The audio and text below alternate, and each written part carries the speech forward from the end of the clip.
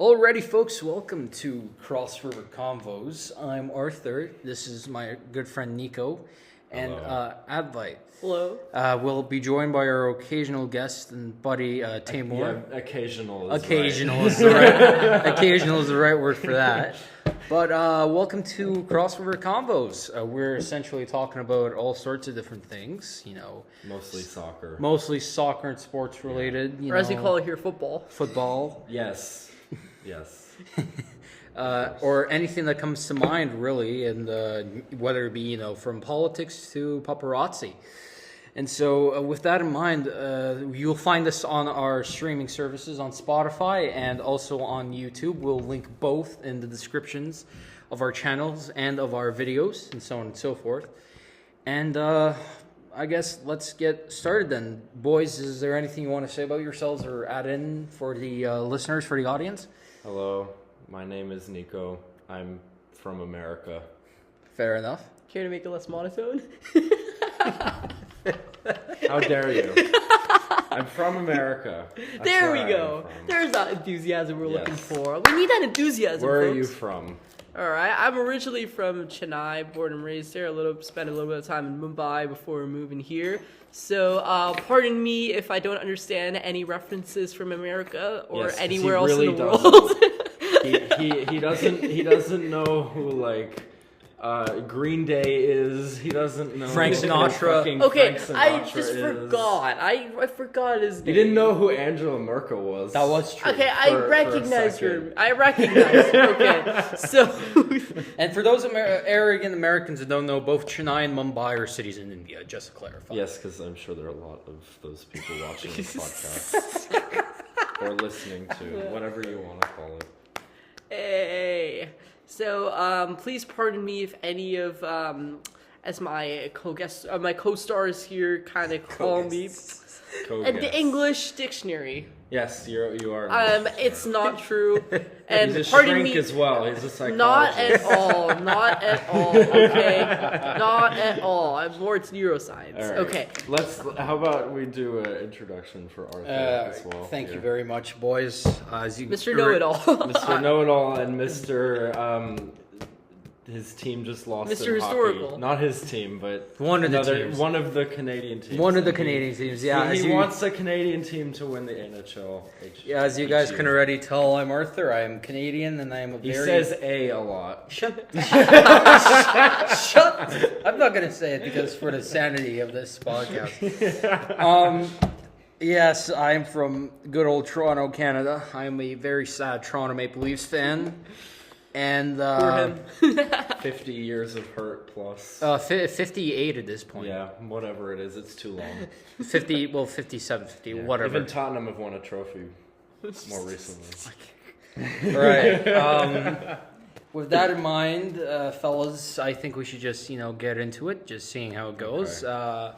Let me look at the Euros matches. Yeah, We're at the time of recording, we're just about to finish the Netherlands. Yeah, versus so one of Austria game. the main stories and things that we were looking at this point is the 2024 European Football Championship. So we have, at this point, Austria playing against the Netherlands. Which is finished full time. And Wow. it's full time, and the Austrians So just beat the Austria Dutch. just topped the group. Wow, that's incredible. And Poland have snatched Poland a has draw. snatched a draw out of France. So yeah. Does that mean France are third now? No, France are second. Netherlands are third. Netherlands are probably going to go through. The Polish have unfortunately been eliminated. Yeah, well, Poland were eliminated in the second match day. Well, we realized that, but, Yeah. They should have brought Lewandowski. They should have started Lewandowski. I don't know why they didn't. I guess he's too old. Maybe that's why. Yeah, but he's their best striker. It's Poland. Who the fuck else is there? To be fair, I can't really think of too many. I mean, there's Polish players. Milik, but Johnny Cash or Matty Cash, I mean. Johnny Cash. Johnny Cash. The poor Aston Villa player. Oh my God. Johnny Cash plays for Aston Villa. Oh.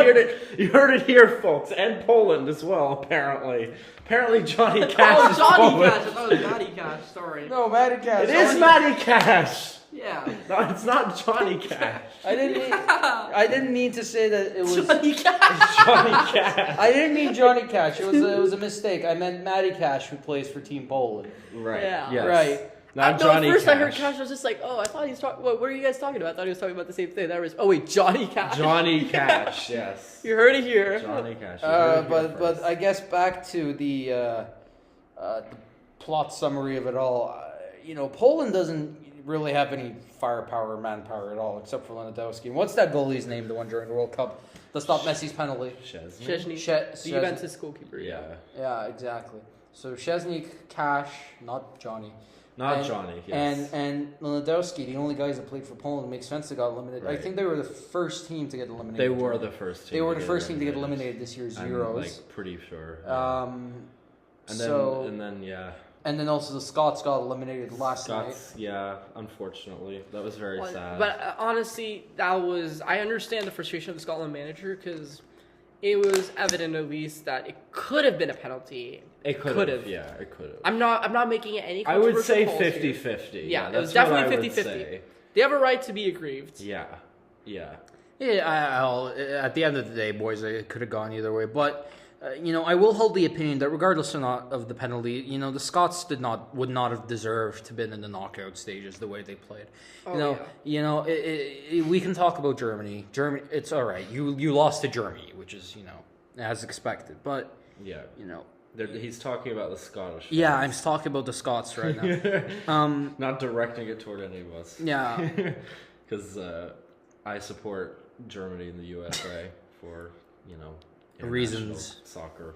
Yes, for reasons. For reasons, yes. But I mean, USMNT makes sense. I'm from America, so. But he also speaks German, which is why he supports Germany. I'm learning German, yes. But the point I'm trying to make essentially is that with Scotland's performances in their games against Hungary and Switzerland, the fact that they barely got that draw as well against, I think it was Hungary, I believe, It was Switzerland. against Switzerland, exactly. Yeah. And Switzerland played well against Germany. Yeah. Scotland would have been absolutely dumped on. It would not have been No, in the Not round been- of 16, imagine. Yeah, I mean. they would have been absolutely dumped on. It would not be fun to watch either way. Yeah. So, as much as I respect the Scots' hopes and dreams, I think they have no excuses at this point. Yeah. They tied with Switzerland. Okay, Switzerland's a good team, whatever. But then you're playing. If you have everything on the line against Hungary You can't score. and you can't score, you don't have any offensive Yeah. firepower. I mean, they don't. Yeah, I mean, this is the thing with Scotland. They But just- this is one of the things yeah. I read as well, is the fact that they didn't have any offense whatsoever during that game against Hungary. Which makes or at all. Really. at all. I mean, Well, they managed to get that tie against Switzerland. yeah, they that's my did. They point. got one goal the entire tournament because the other one was an own goal gifted to them by Rudiger. Yeah, during that Germany Yeah. game.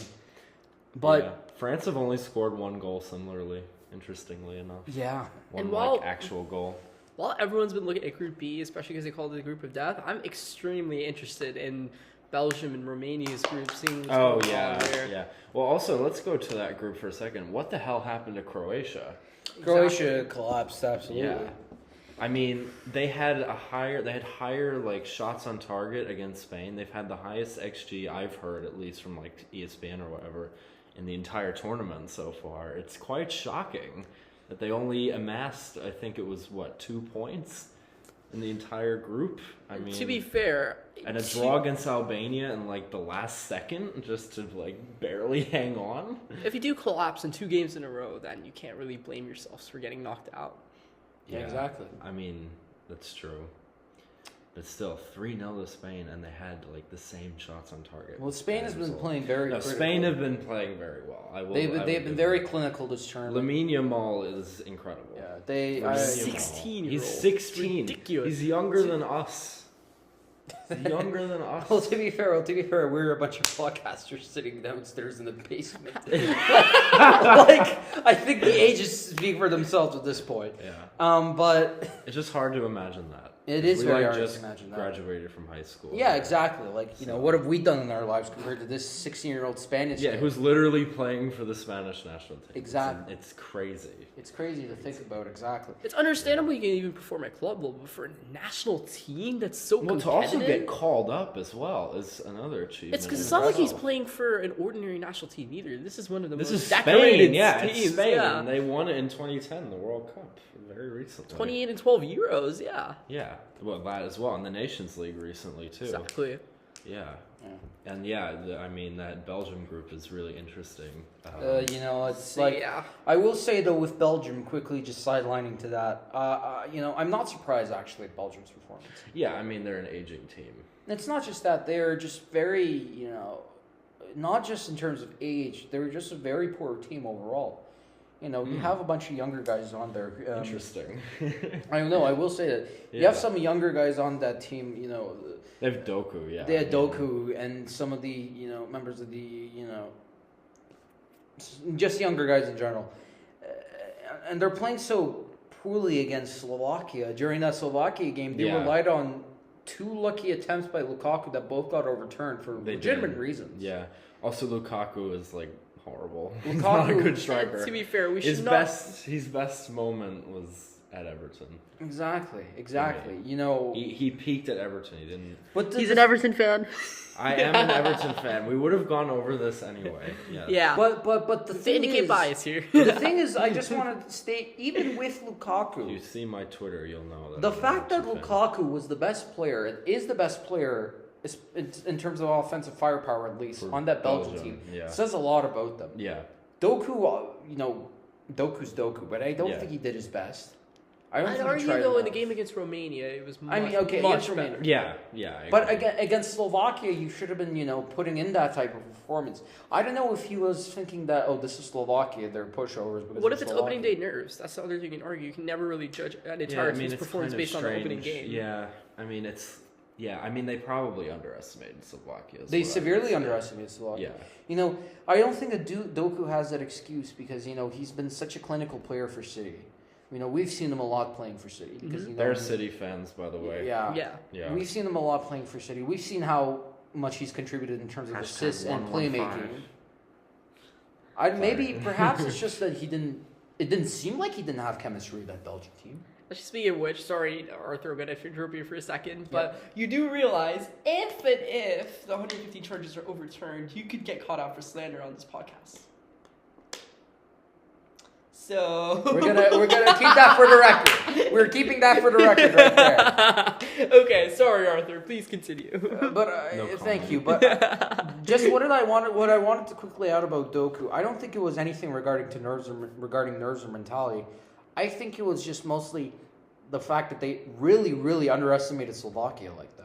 They should not have underestimated Slovakia. I understand that Slovakia really does not. And Slovakia, the scoreline was 1-0, but they actually, I would say, I was at the match. They control it. They play very well. They had chemistry. They had a good system with each other.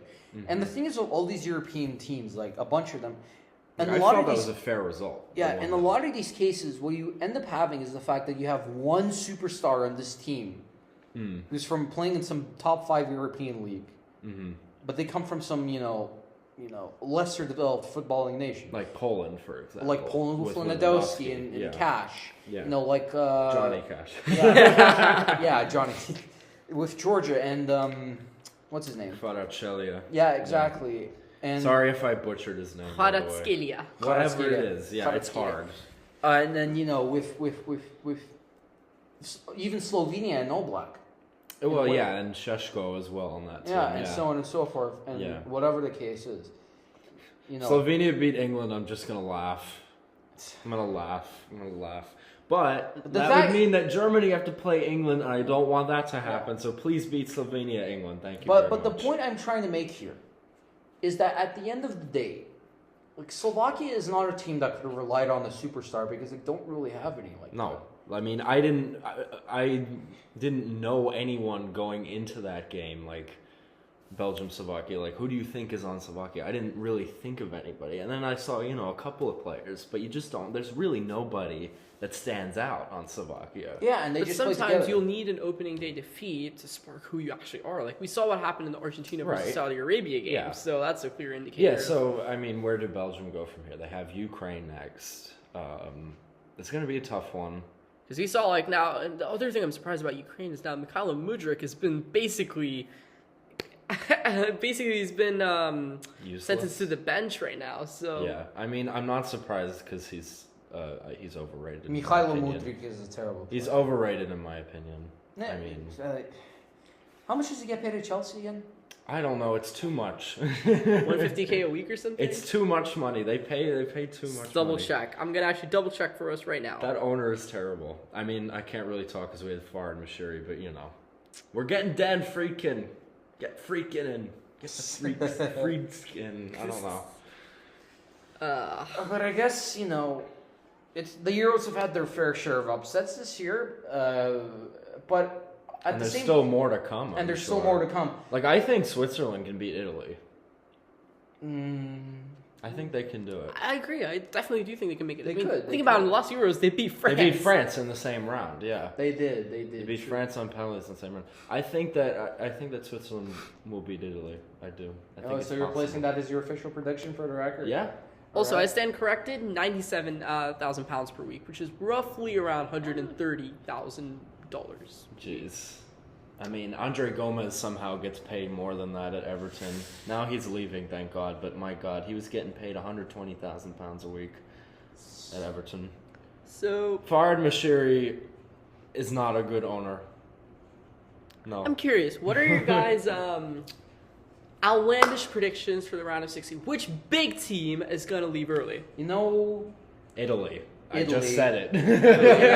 I'll agree with Nico here in this case. If there is going to be one team that has a bigger, way more significant chance than anyone else, it is Italy. At the end of the day, Italy has been playing very poorly, regardless for their standards. Yeah, I mean, drawing with a Croatia team barely drawing with a Croatian team. drawing with Croatia. By the way. And then losing to Spain by an own goal and just not really they only thing they have a lot of possession in the attacking third. And is what I've noticed. they barely beat Albania too. Barely. Right, yes, because they were a goal down and then they came back and scored two. To be and fair, then Spain netted also it did out. dominate Yeah. against Albania. But the only thing I can argue, though, is in No. the Italy-Croatia game, the one thing you notice is Croatia had an XG of 0.02, their lowest, and I think the last 10 or 15 years they played in international tournaments. Yeah. So considering that you're trailing against... I mean, they had more later because they missed that Yeah. penalty in the second half, so that's going to get you, I don't know. They probably had one XG by the end. But this was in the first half. Yeah, the So first not- half not they when- were not terrible, when Croatia. Modric was The first suspended. half, Croatia was bad. By the way, are we It was going to so bad. That first half, I watched that whole first half, Croatia-Italy. It was so bad. Are we going to ignore that Modric has missed 2 penalties in a row right now? Or is it Yeah. 3? Is it Well, 3? he's growing old. I feel like, but I mean, he's 38, so he's 30. he's getting old. Well, okay, but is he not Croatia's prime penalty taker? He I mean, is. yeah, that's why he took the penalty. Honestly, why not put Guardiola in right now? His goal scoring phone has been insane. I'm kidding. It's a joke. It's a joke. No one take any offense to it, please. So what's all the Real Madrid fans are coming out. it's but I think coming out of their cave hating on you. I will say He's turning 39, Luka Modric. Yeah, so. he's ancient. I think Yeah. one team of big powerhouses that will get eliminated from the round of 16, and they have two options for this. One's Croatia. Croatia's out. Out. They're out pretty much. Out, buddy. They're fully They have 2 eliminated. points. The only way that Croatia go through at this point is if England beat Slovenia 4-0, and Still the Czechs possible. have to lose to Turkey Okay. or draw with Turkey. I think the Czechs can definitely draw with It's Turkey. possible. Turkey's It's not. possible, but very unlikely. Turkey I is a would team say. that people are really sleeping on. And I'm not talking about the Czechs, the Turkey thing. I'm talking about England beating Slovenia 4-0. Oh, with because their goal England, scoring. Oh my god. Jesus Christ, that draw against Denmark was the worst I've seen England See, play I since have one Iceland problem. in that I have friendly one just a problem in couple that weeks England ago. game. Okay, so first people. Okay, I'm a City supporter talking, so here's my bias coming through, but I guess I'll talk about it anyway. Let's talk Arthur's about. supporting England, by the Okay, way. Yeah, and yeah, I get a Arthur's sad also a City and face. England fan, so I think Yeah. it's probably best for you can 'Cause probably Canada- elaborate on this. Yeah. So Because Canada can't do Canada- shit. Phil in Copa Foden. Canada America. cannot do shit. Although that game against Argentina could was have good, it ended was good. 4-0 or 2-2, or it could have ended the way it did, and then that's what happened. It ended 2-0. So Arthur, I'm sorry for switching the topic back. No, I have it's a quick fine. question. Go ahead. So Phil Foden, the England team. I'm Yeah. gonna give you one of my It's America. one of my Free thoughts, podcast. and I want you to elaborate on this because I'm curious to hear your opinion. So obviously we know he's not getting to play as number 10 right now, obviously because Jude is playing there in this spot. So what of my thoughts were for England is, I know this is probably not going to happen, but I was reconsidering, what if England, instead of doing what they're doing right now, what if they reverse to a 3-5-2? And I want to just tell you why I'm thinking this, and then you can give me your thoughts. So obviously we know what's happening with Pickford and goal. We don't need to worry about agree that. with but that, by the way. but like, Side note. so I was just thinking right now, what if we put Walker right now, right center back? We obviously got Katie at left, and then we put interesting. Stones right there, as the main center back right now. And then we go into the 5. We They obviously should have called up Jared Branthwaite. Sorry, just wanted to He could include have. that. They should have. he was solid. He was definitely solid for Everton this Yeah. season. Except And he Grealish, He was honestly. incredible. He's I agree certainly with that, better too. than Mark Gate, in my opinion. I can understand why Grealish wasn't called up, but doesn't mean I 100% agree with it. But obviously, I do think in that 3-5-2, it would definitely allow Jude to obviously go more forward. It will allow him to have that room. He can roam he in. needs to go forward. Exactly. Well, yeah, because I don't think Jude is not a deep line playmaker. I mean, so look he at how can't many play goals where he scored for Real Madrid this Exactly. year in La Liga. Yeah, because As like that AP player. he wasn't just playing as an attacking 8. He was Yeah. almost a false 9 in the way he was playing. Yeah, exactly. In the first half of the season, like I would Yeah. argue, he was barely playing as a Because midfielder. I mean, Halzello wasn't, as trusted, I would say. And then he did that masterclass against Bayern tier 2. oh my gosh, I can't. If only if I'm you're also on a video, Bayern show it. fan. Sorry. I literally, one of my friends was like talking to me the other day, and he was like, "Oh my god, Yozlu, how on earth?" I don't know why I was thinking this. But he's saying Hozlu is better than Fulkrug, and I'm just like sitting here wondering why I'm the only one thinking what. Nah. That's a good debate, actually. Because I'm on Fulkrug side only because like I've seen him perform in games much more. Yes, of course, Hozlu scored 2 goals against Bayern. I mean, that's Yes. kind of his only like one moment, right? Because you But just there's- had Fulkrug. And I agree, Madrid is a hard team to break into, but Yeah. overall as a player, Fulkrug, I think also considering the national team impact that he's also had for Germany, I would say I probably nick him, but I'm curious to hear your guys' thoughts. By the way, well, because I'm a Germany fan, I would like to comment on this. Kai Havertz had one of the worst games I've seen from him in a long time. Havertz is Germany. the thing is Havertz is an on and off player. Yeah, There's no, one- he is. No, definitely, I agree. But I think he's looked pretty good at Arsenal this year, and he looked good pre-tournament and looked good in the last 2 Euro games. But I would criticize you on the Nagelsmann. I would say he should have brought Havertz off at the beginning of the second half and put Fulkrug in, and then maybe we might have even won the game. Because we had a lot of attacking momentum in that game. We just couldn't finish for our lives. But the other Because thing, Havertz was there and he was just stinking up the pitch. the one thing I'd like to argue though is underrated shout for me as I'm a City fan is Manuel Akanji at Switzerland because I could argue he's been one of the best players at the Euros this year, at least in the first 3 games that we've seen. As a defender, at least, he's been extremely solid. No clean sheets, but yeah. As a defender overall, he's definitely been extremely solid. Yeah, I mean, You know, how many goals did they concede? Only they 3? won- Yeah, only 3 goals. Only 3 goals, yeah. Yeah, I, that's not bad. I'll add my thoughts, and I want to go back to the England conversation. My thoughts of Zach Southgate or no? yeah. If he I'm more doesn't, curious on one question. Is there any sensible England supporter that wants Southgate in? well, here's my thought, and I'm gonna give. Sensible being the word Sensible, of yeah. substance. Well, let me try being as rational as I can, being playing both sides of the coin. Uh-huh. If I'm a Southgate supporter, I look at the fact that he's taken us so far in tournaments. Well, not us. I'm not, I buy sport England, but he's taken England so far in the last few tournaments, especially when he's had, teams that have not had as much offensive potential. He's only really, had Harry Kane at some points in time. But Yeah. you're talking about like Also, 2016, 2017. By the way, Harry Kane has been pretty bad in this Yeah, tournament. exactly. Yeah. And I'm looking at the fact that there's 2018, 2021, he beat Germany. I'll note that. Though that's what I'll give him. From the other side, I have way more negative things to say about Southgate because of the fact that you have such an offensively powerful team. And he's a defensive coach. Yeah, there's a statistics I want to provide you with that I saw after the England-Denmark game.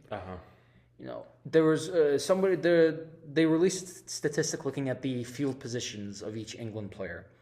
On average. Yeah. In the first half, I believe, before the goal was scored during that penalty, you had England players going up top, so on and so forth. Just regular positioning all across the pitch. After that Denmark goal, especially going into the second half, the average positioning of most England players during the rest of the game was on their side. Right. They were playing defensive footy. Yeah. When you have playmakers like Kane and Bellingham scorers. Yeah. You have playmakers like Saka. And so also on and so playmakers. Forth. I mean, Kane. Some of his assists absolutely. this season. Kane is a deep line playmaker. Yeah. You have whatchamacallit. You have a very powerful, decent midfield, by the way. The midfield is a problem for England right now. That's only because of the way that Southgate's playing, in my opinion. Exactly, but that's the cause. I don't think it's the forward line that's the problem for England. No, Southgate has to sort out how he balances his midfield. Mm-hmm. Well, that's my issue with Southgate is the fact that he's just playing way too defensively at the end of the day, and that's what's putting. Everyone knows that. I think that in the way is what's also putting the strain on the midfield. Yeah. England's players are naturally. This golden generation is noted to be one that should be able to play forward. They should be attacking. Well, yeah. They are they should be pushing forward. They should be, assaulting, their opponents on all fronts. You have a midfield that should be absolutely just powering forward and fueling and feeding the attack and everything like that. And this is the issue. One of the reasons why I think Advite, to that extent, the midfield is falling apart is because they're stuck playing a type of football that they aren't supposed to be playing. Southgate, which is why I also support in the sense of 3-5-2, but a modified 3-5-2 where you have, the wings, or you have guys like Saka playing a bit up front in between the midfield and the attack, because you're using them as, the bridge that connects, center field and then England's attacks onto goal.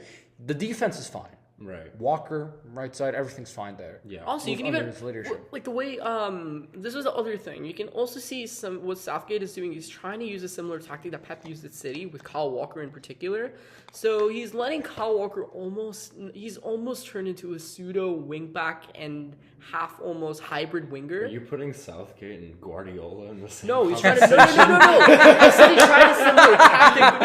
No. Don't get me wrong. I said he tried to imitate a similar tactic Pep used at City. This season. He can't because he's. But this is the problem. No. Kyle Walker has not been the issue. I'm just trying to say what he's been trying to do right now is something also something you can consider. Especially if you had the 3-5-2, though, you need Declan Rice to have some support at the back if you're trying that same strategy. So obviously he's trying to play defensive and give that support to Rice, but at the same time he's restricting Foden from coming into the middle. He's forcing Saka out wide without having the ability to cut inside.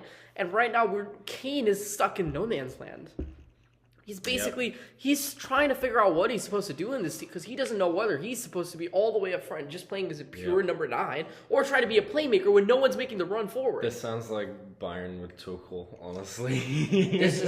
Which is what I'm trying to say. The midfield is collapsing because of the way the Southgate is playing. This is exactly what I said earlier. The midfield should be feeding, the attack. And that's the issue because you also have guys like Bellingham coming back forward when they should be going front. Yeah. Bellingham, the thing is with Kane, he shouldn't be a single number 9. He should be playing, a multifaceted attack with guys like Bellingham in front. Bellingham has an offensive firepower that we have not seen in this England since, probably Beckham, by the way. And the fact that he's being, utilized in such a way is, you're wasting his potential right now. That said, in the national team specifically, specifically in the because Real Madrid are using him pretty well. I would say.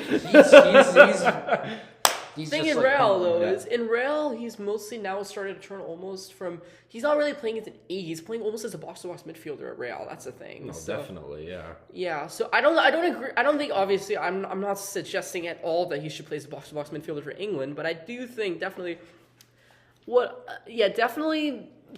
One thing I saw in that Denmark versus England games, I saw a big improvement, especially because I was watching in particular for Foden. I saw a massive improvement in his game.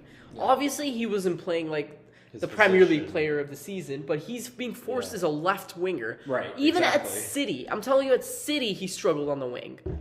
So I'm not accusing him from responsibility or anything, and don't get me wrong, but I do think you can't pin it all on how basically Foden's been playing or Saka's been playing to credit England's performances. That's obviously a lot more to do with the tactics that Gareth Southgate's been employing. Realistically speaking, regardless of how England ends after this tournament, if you have a situation in which Southgate quits or is fired, who do you see taking the reins? Where do you see England going from there? Eddie Howe. Graham Potter. Why? I want to hear both your guys. Yeah. Graham Potter because he's available, and Eddie Howe I don't think wants to manage for country. He's actually... Well, my question... And also England FA clearly don't know what they're doing. Well, to elaborate with Graham Potter, do you think he'd play more... What's his play style? Boring. So I'm just curious. You think he'd play more like he did at Brighton? Yeah, he tried to, I think. No, I'm saying like at England, if he ever joined, do you think he'd play the way he did at Brighton? Yeah. Because obviously you can't mimic what you do at Chelsea. Style. Yeah. But I'm honestly wouldn't be surprised if Eddie Howe actually does take the job because he's one of the favorites. And I would say for any England I think fan, that would be their best case scenario for an English manager. But I really don't think that they need an English manager. I think they need a big name manager. That's the thing. No one wants to become an England manager other than possibly with a small shop Pep, but he's not going to do it if he's sensible. Yeah, because the thing with the Pep would struggle with England. That's what I'm saying. I love Pep. I've followed him throughout his whole career. I just think Graham Potter because they just don't know what they're doing. Yeah. In the end, it's like the U.S. sticking with Berhalter, and I keep saying this. Southgate is the English Berhalter. Changed my mind. Well, I guess, I don't think I think the main issue at the end of the day is going to be Southgate. Regardless of who it has been for a while. Yeah, exactly. And regardless of who you change for Southgate, England improves drastically. I mean, the fact that he got the job in the first place is what shocks me. I mean, his resume... Who would ever hire him for the England national team? I mean, on his resume, you can also throw the fact that he was a very passionate England player. I mean, of course. But, this is the same thing with, Frank Lampard at Chelsea. You know what I'm saying? Frank Lampard was an amazing player at Chelsea. But can he manage? No, I've seen it at Everton. See, the other thing with England, I'll just continue, is we saw, and I would actually argue more than now, look at the 2005 to 2010 England team. When you had Steven Gerrard, Frank Lampard, Ryan Giggs, Paul Scholes. The only exception I would say to, great players making great managers is obviously Xabi Alonso. Sorry, I can't believe. Oh my god, I can't believe no. Why on earth did I say Ryan Giggs like an idiot? Oh my god. Paul Scholes is what I meant to say, not Ryan Giggs. Did I take that back? I'm sorry. Cut that out. I'm sorry. You never heard that? We never heard that. Not on the record, folks. We also never heard Johnny Cash, apparently. Johnny Cash. Yeah. I'm also curious. I'm not gonna let that go. Have any of you guys? I'm just curious. I'm off topic, but have any of you guys played football tic-tac-toe? I've always wanted to. I've seen videos. The answer is no for me. It's cool. It's just lots of trivia, which I like, but yeah. Oh, this guy loves trivia. He's like anything with history. These guys like what a shock. Yeah. Right. Exactly. And I think I will say this, unless you think otherwise, but I think we've had enough of a conversation on footy and England so far. Yeah, shall we at least go? I agree. Let's transcend to England's depressing. So let's let's end with let's go with quarterfinal predictions. What are the 8 teams that are going to make it to the quarterfinals? Want to hear you guys' thoughts. Spain for sure. Germany for sure. England probably. England. Realistically, for sure. England should. England are gonna get a good draw if they finish first. Unless they lose to Slovenia, then they have Germany. God damn it. Yeah. Okay. So you got who wins Germany, England? That's the question. If it happens. Germany, I think. Germany. Because they're gonna. Germany has a bit of a weak defense, but they're going to find a way to start finishing. Their only issue when it comes to finishing, based on that last game, was Havertz. If they replace Havertz, or they find a way to get him back. Well, if they on put track. Fulkrug in at the beginning of the second half, then they should be fine. They should be fine, unless Germany doesn't manage to pin down Kane, Bellingham, and so on and so forth. Right. Which they should. They should. Yeah. I mean, you have Toni Kroos and the. Toni Kroos, Toni Kroos compared to Foden. Like, who else over there? I mean, Toni Kroos has had some of the highest pass accuracy I've seen. Like, the only ever argument in you this can tournament. argue with Toni Kroos is that you're saying 95% plus. It's been yes, crazy. but if you do notice on the side map, if you look at his passing statistics, less than 10% of his passes were actually forward-main passes. The rest of it was sideways. I am not critiquing Toni Kroos before anyone comes and jumps at me. I am only pointing out the statistic. Do not jump at me. Do not jump at me, people. This is a statistic that is proven. Look at his heat map. Do not come and attack me. No bias. I respect Toni Kroos as a player. Yeah, you better. You better, bud. You better. So anyway, back to our. I think we can establish, assuming that all of them finish in their positions, that they should be. So we got Spain, England, Germany. Let's go with our next 5. Okay. Portugal. I think Portugal. I would say Switzerland, of course, because they have that game against Italy. It's fine. And Switzerland that's my 5. Okay, we'll go with. Yeah. I'd say, depending on who they play. France as well. I mean, France in the conversation. The Dutch, maybe. Dutch or Belgium? I'd say Dutch or Belgium. No, Belgium. No, I think. No, I disagree. I disagree. If I were to I think they'd make it to the quarters. If I were to throw an underdog in there, I throw either. There are a few teams I consider an underdog possibly. Romania. Oh, that's interesting. Romania, Ukraine, Slovakia, or Czechia. Any of those 4. So 3 teams Austria in that group. Austria is also looking good as an underdog. Oh yeah, Austria just topped that group. Yeah, that's true. Remember, they topped the group against France and Netherlands. Yeah. I think Portugal. They should. Portugal's playing pretty well. They did get that 3-0 win over the Czechs. So we're at 6 teams right now. They did need play another pretty 2. well, pretty damn well. Yeah, they did. I think it's enough to get them forward. I think Belgium and Italy will go out in the next round. Yeah. Like as sort of the shocking exits, if you want to say. Exactly. Disagree, but we'll go on to our last 2. Okay. So who are going to be the last 2 that make it? The final 4, you mean, in the semis? No. We named 6 teams out of the 8. So. Oh, the final 2. Who do you put? I'm putting the Netherlands. You put the Netherlands. I don't know how the fixtures are gonna go. Realistically, I put the Dutch as well. Yeah.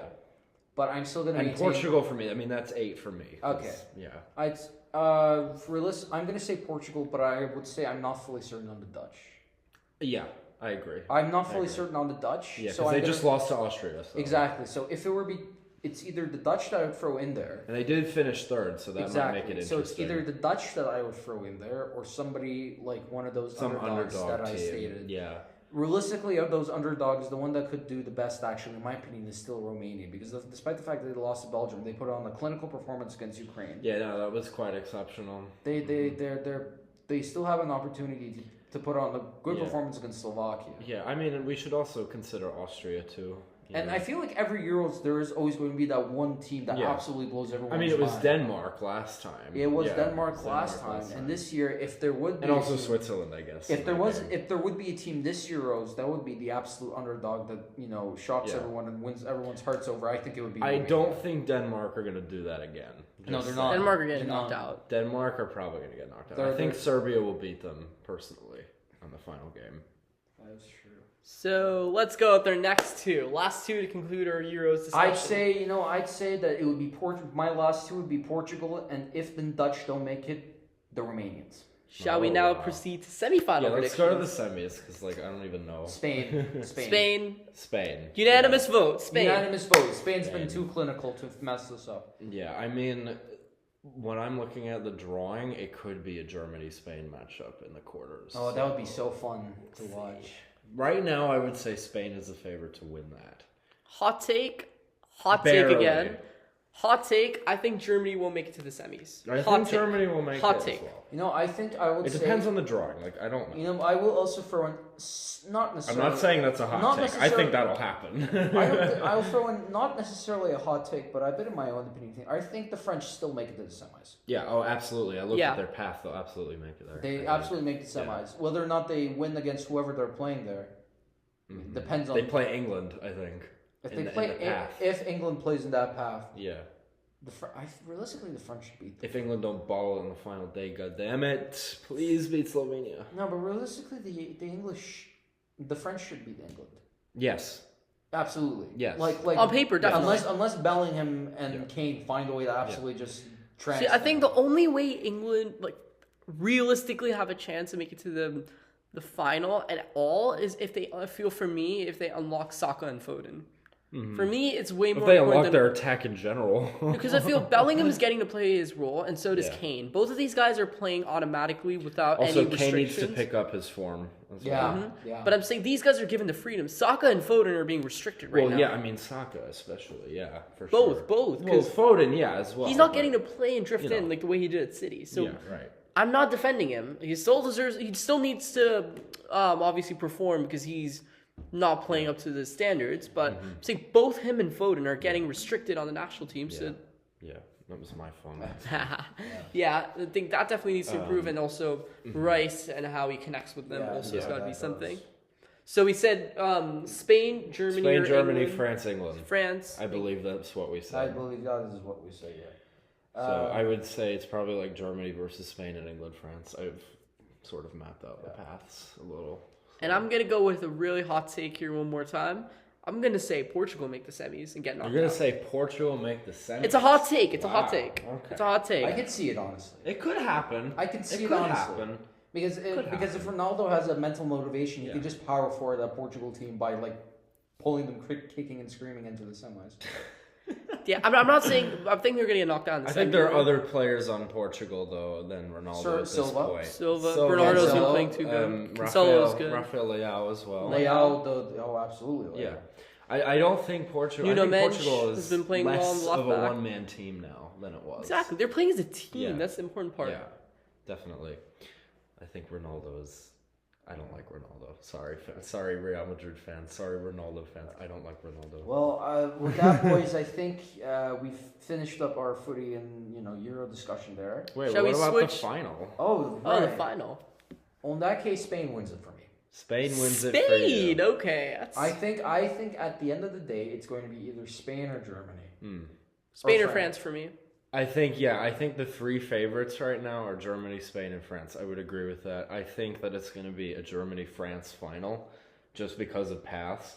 I know it's kind of a hot take, but I think the way the paths will work, I think it'll be a Germany-France final, and I think Germany will edge that final because they've beaten the French twice in friendlies recently. I know it's friendlies, but, head-to-head record still matters. Don't forget, this is also a team that made it to the World Cup final 2 years Yes, in they a row. did. Absolutely. Yes, I'm not gonna, not gonna come down on the French like that. I just think that Germany, right now for me, would beat the French. I mean, I know I'm a bit biased because I'm a German fan, but that's my opinion. Spain could make it as well, of course. I think those are the three favorites.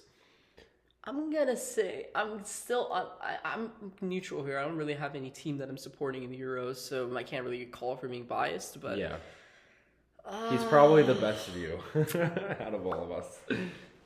I would definitely say I would definitely see one of France or Spain making the final. One of the two. Yeah. I don't think both are making it. I think Spain. And then I could definitely see.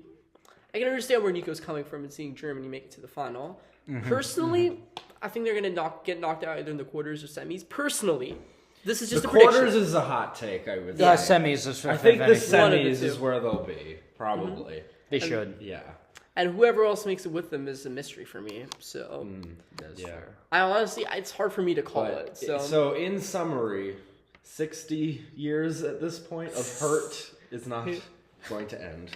Yeah. England. England's Oh, not yeah. winning. No. England's gonna get knocked out. No, Before England's the semis gonna for get me. knocked out, probably in the quarters. Semis for me. Or the semis, whatever. Yeah. They're gonna get knocked out though. Well, it is what it is for England. Then. Yeah. More disappointing. Poor Arthur has to go through all that tyranny. Oh well, boys. Also Canada too. Yeah. Speaking of which, I think let's transition to hockey now.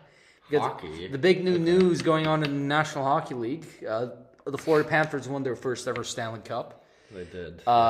Beating Edmonton 2-1 last night. Yeah. It was a very fun game to watch. He forced me to stay up on the phone for 2 hours. Were you even doing anything other than just listening to him talk? Yeah, no, that's literally what was happening. I mean, he was watching it. I was watching and also playing like this random YouTube Google game on the side. Which I didn't realize that you can apparently play games on YouTube now.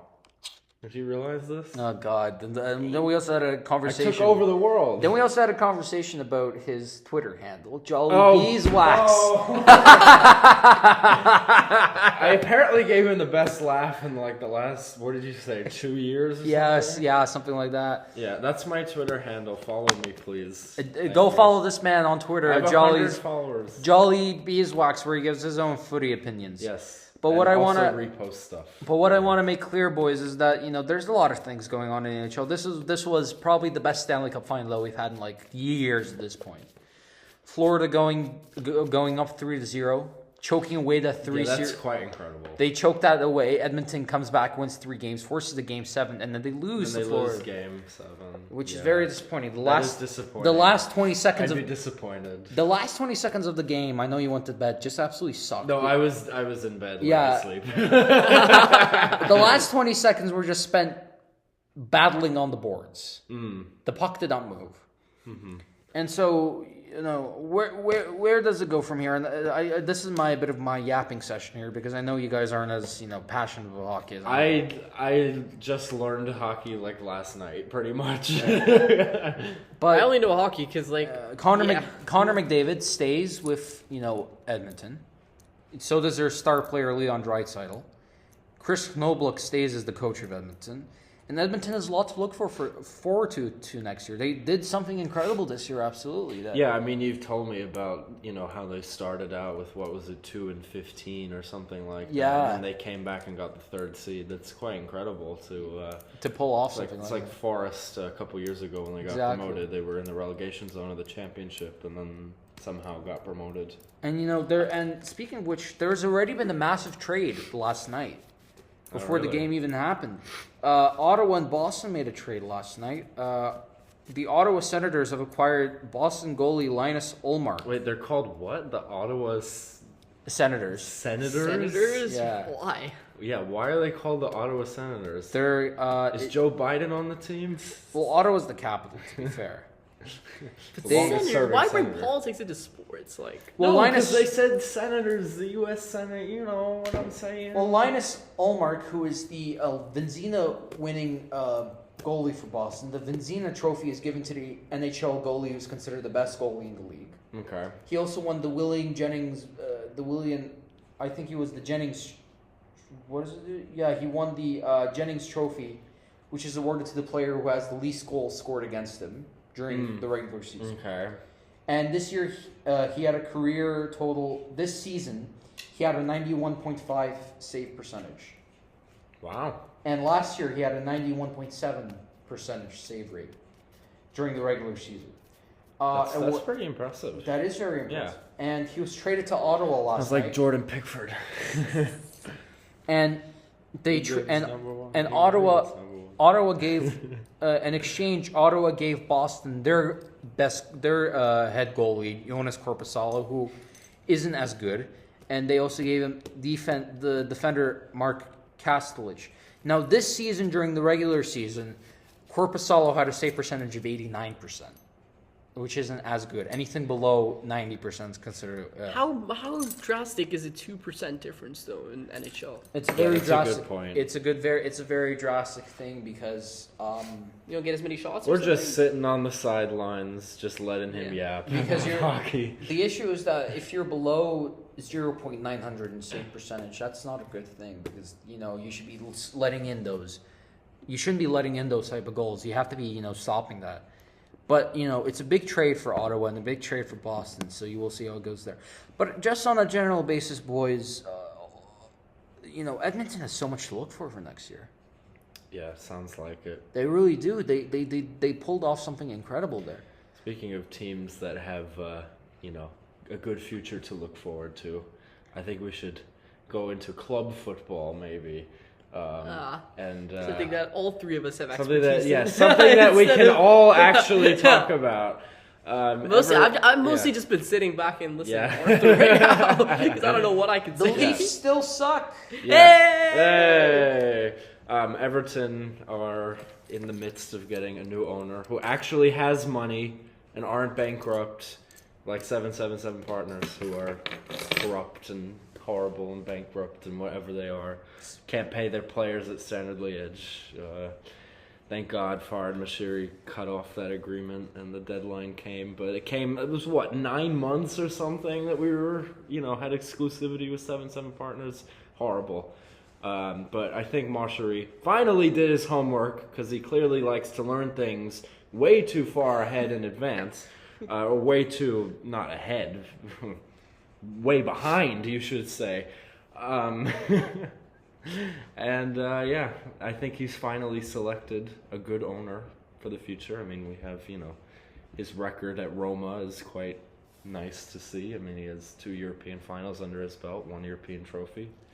And I'm looking forward to the future of Everton. We have a new stadium coming, new owner, hopefully not a new manager. Please don't sack Dyche. My God, also, I would cry. Speaking of a bright future, why don't we discuss your other club? Munich. Bayern Munich. Yeah, I was hoping that we wouldn't get to that. You hired company. We hired... It was an okay thing. Okay, I mean, who's better than company who you could have signed and would have wanted to sign for Bayern? No one now. Exactly. So let's end it. He's our 9th choice. I don't think it's the manager. I just think it's the squad planning that we're just going all over the place. We're like, everyone can go. That's our mentality. Everyone can go, apparently. I mean, I just saw a report from Bavarian Football Works that apparently Eric Dyer is somehow the only safe center back at Bayern Munich. How is that possible? When you have De Ligt, when you have Kim Min-jae, company wanted to put De Ligt on the transfers list. Why? That's what I wondered. He's our best defender. He wanted to put De Ligt, he wanted to put Coman, he wanted to put Musiala, Kimmich. Musiala and Kimmich is just crazy. Exactly. But honestly, though, they had been on... it should be Upamecano who's sold. He needs to be sold. He's made too many errors. Sell him back to Leipzig. Speaking of which, what happened to the Benjamin Pavard, I remember? He's at Inter now. He was at Inter this whole season, buddy. Oh, Christ. There we go. He moved with Jan Sommer over the summer. I mean, at least he won a Serie A. Good for him. Yeah, they got out while they could. To be fair, though. Same with Lucas Hernandez. Yeah. To be fair, but they did have a great season with Inter, so. They did. I mean, Inter played amazing in Serie A. Honestly, I'd take their season any day, unless obviously you could argue they got out in the round of 16, but still on penalties. I think everyone would rather take Leverkusen's season, though. Of course. No, I didn't compare Leverkusen. No. I said I'd take Inter season. No, of course you would take Inter season, but I mean, my God, Leverkusen season. If we go trophyless next year, I'm gonna genuinely cry. I think it's the Kane effect. It is. I don't know what it is about. I mean. Kane just can't win anything. Would Company get sacked if he doesn't win a trophy next year? Yes. No, I don't think so. I think he would. I think there would be enough pressure from the Bayern fans to let him go. Well, no. Because remember, the fans own the club. But they don't. That is true, but they don't have as much. They have, but the owners and the management still has to say. And also because... I mean, it's the board who has the final say. Yeah, also and they elect the board. Yes. Yeah, and then look at the expectations of Bayern. This year, you guys didn't win anything. No, we didn't win anything. The year before, you guys didn't do really well. We got 2 trophies, it wasn't great. Yeah, you just... We barely won the Bundesliga. You can't count, the DFB Super Cup as God. Whatever it is. We still didn't win it this year, the only reason you won the Bundesliga was because Dortmund bought it. Yeah, exactly. Because Dortmund gave it to us. By the way, I want to say as a side note here, Winning that Bundesliga title was the worst thing that we could have done. Because if we'd lost the Bundesliga that year, could have gotten Tuchel I would have guaranteed we would have sacked Tuchel, absolutely, and there would have been more options on the market than there are now, in my opinion. And we're just we just wasted a season. We're doing this whole thing a year later, You know what I wasted learned? a whole season. You know what I learned? That's also a very interesting fact. Is that Yeah. All right. We had just an interruption. Sorry about that, folks. The thing I wanted to say also, it's an interesting fact that I learned, right? During that last match day of the season that you won the Bundesliga against Dortmund, the actual Bundesliga trophy was in Dortmund. Yeah. Yeah. And then you guys just got the replica. We got the replica, yes. Exactly. Because they were so sure that Dortmund were going to win it. And they didn't. They drew with a team that had lost the last 5 games in Mainz 05. Honestly, unless you're a guy like Nico, who's like obviously an avid Bayern fan, the fans who are mostly neutral and not really supporting anyone, you gotta feel for Marco Reus. Like, oh, absolutely. I'm not talking about Nico. I understand your thing, but like, I mean, I do kind of feel for him, not in that moment, but for like especially the German national team. Just not getting injured before the 2014 World Cup. Not making the 2014 World Cup squad is just sad, very sad. Yeah, and also losing the Champions League this year. I mean, I know it was gonna happen, but Yeah, I mean that's their fault again. If it's you're not also clinical, the problem again I've noticed in recent times, like against Real Madrid, is basically how clinical teams need to beat Madrid. I think Pep said it right. If you want to win the Champions, you got to beat Madrid. You have to. Yeah, I mean clearly. And the only way to beat them is to lead in the first half. That's the only way. The only man who can beat Madrid is Pep, honestly. On a consistent basis. He's the only one. Semi-consistent. Not semi-consistent. He still has, I think, right now in the modern game, there's no manager who has a better record against Madrid than Pep. Well, no, but I mean, it's just hard to beat Madrid in general. Oh yeah, definitely it's extremely hard. But anyone is not going to be consistent against Madrid. Is what my point is. The only thing you can argue, Pep is the most consistent. You can still argue City because they're the only team right now. Pep is the most consistent. Right now in the modern game, the Champions League, there are only 2 English teams have a positive record against Real Madrid. That's City and Arsenal. But Arsenal can't count because they only had 1 game against Madrid. Right. 1 game does not really see you have a positive course. record, but City have played Madrid 13 times. Yeah. Sorry, my bad. Well, no. Under Pep, let's think about They've played 5-4. I don't care about anything. No, 4-4-3. 4-4-3 is the thing. So they played 11 games, right? They played 11 games. City and Madrid. Yeah. City have 4 wins. Madrid have 3, and there are 3 draws. Right. So that's semi-consistent. I'm saying positive record is their way. I'm saying 11 games.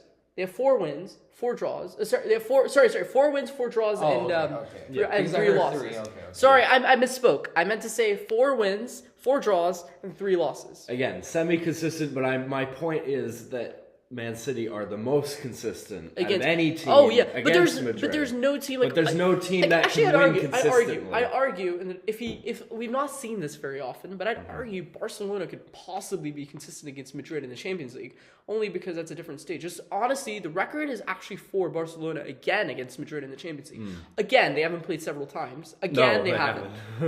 And again, Barcelona right now are obviously in a mess. But a mess. Yes, that is a good way to put it. They do have a bright future, though. They have a very bright future. Yeah, they got to solve it, a bit upstairs. It's only about sorting out their financial issues. Yeah, upstairs. That's what I'm saying. Exactly. Yeah. But they're Spotify can't do Spotify sponsorship. Jesus.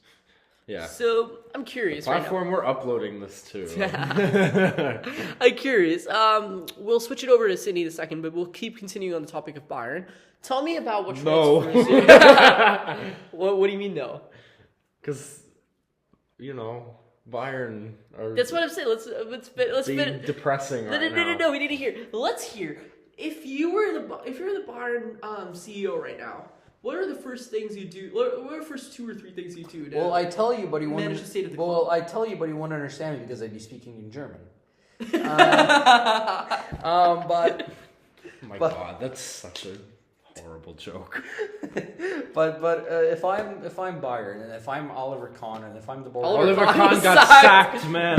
Oliver Kahn caused this shit to happen. Look, I know you're a historian, but we're in the present right now. Yeah. In the present, okay. Well, that wasn't even in the present. That felt like 5,000 years ago when that happened. Yeah, no, Oliver Kahn got sacked after the final game last season, or before it even. It was before the final game of last season. So, it's like, I'm just gonna quickly add on. Jan Gleason, that's the CEO of Bayern. Yeah. Mm-hmm. Well, if I'm Bayern's executive, board. Jan Gleason, yeah. Jan Gleason. Yeah. I keep company for a bit. Obviously, yeah. I mean, because there's no one else. No, because I genuinely feel like company could take it somewhere.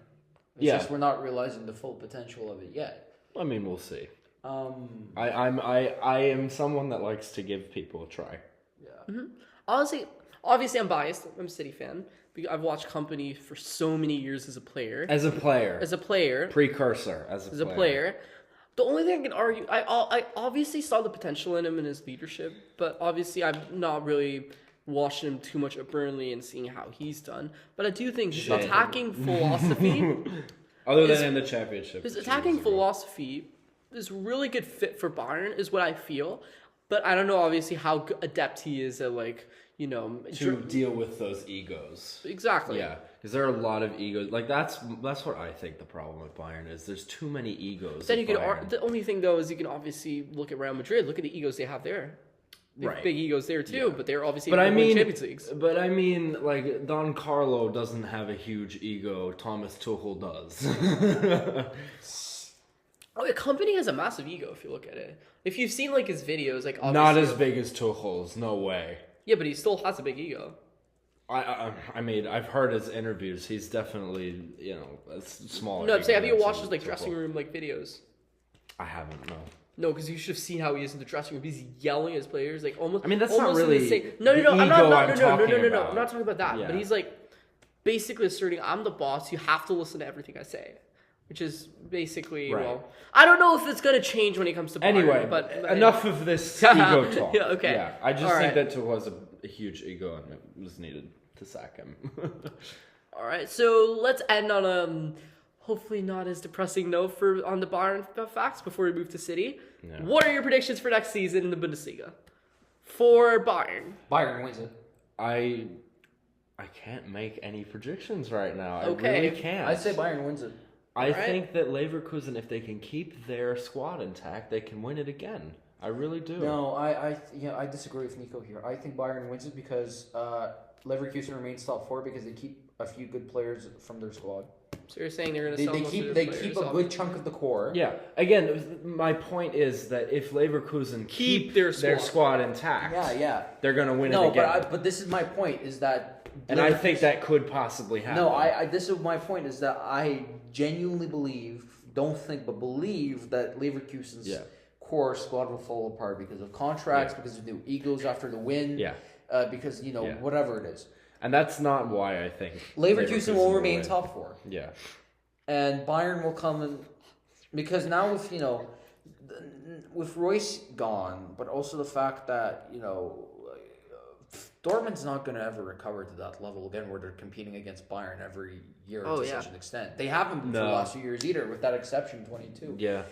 I think Dortmund finishes top half of the table. They finish in a Europa League spot. Europa League. Oh, that's a really big shout. Okay. That's my prediction. Wow. I think they finish there because they also lose that motivation. But I also think that Leverkusen remains top 4 to get a Champions League spot. But I agree for sure.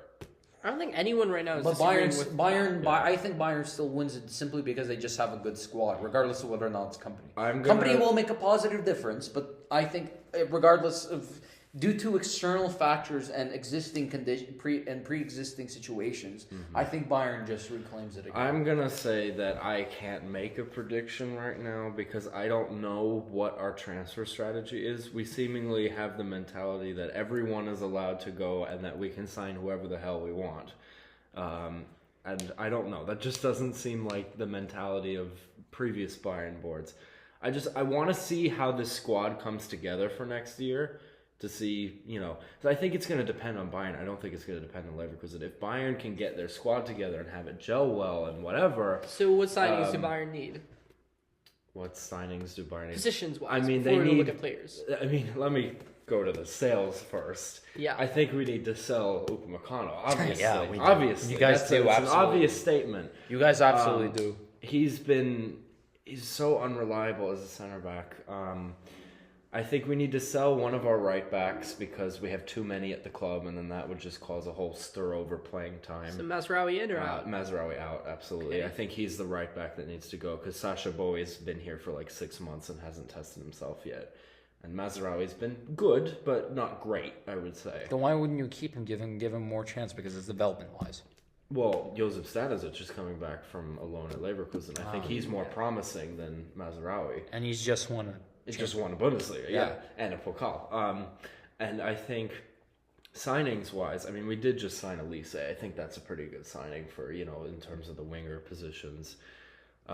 We definitely need another center-back signing. I would like Antonio Silva. I know they're not looking at him at all, but I think that Antonio Silva would be a very good center-back option for us, and we need a very good center-back at this point. Need to work on our So the partner defense. Delict, okay? Partner Delict, yeah.